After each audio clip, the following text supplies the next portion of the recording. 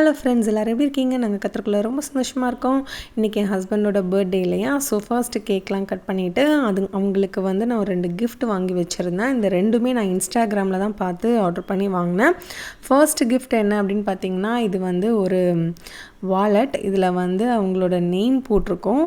And வந்து இதை open பண்ணோம் அப்படின்னா லெஃப்ட் அண்ட் ரைட் சைடு வந்து நான் ஒரு 2 மெசேஜ் வந்து கொடுத்துருந்தேன். இது வந்து அவங்களுக்கு ரொம்பவே பிடிச்சிருந்துச்சு. அடுத்த கிஃப்ட் என்ன அப்படின்னா, இதில் வந்துட்டு எங்களோட நேம் இருக்கும். கண்டுபிடி.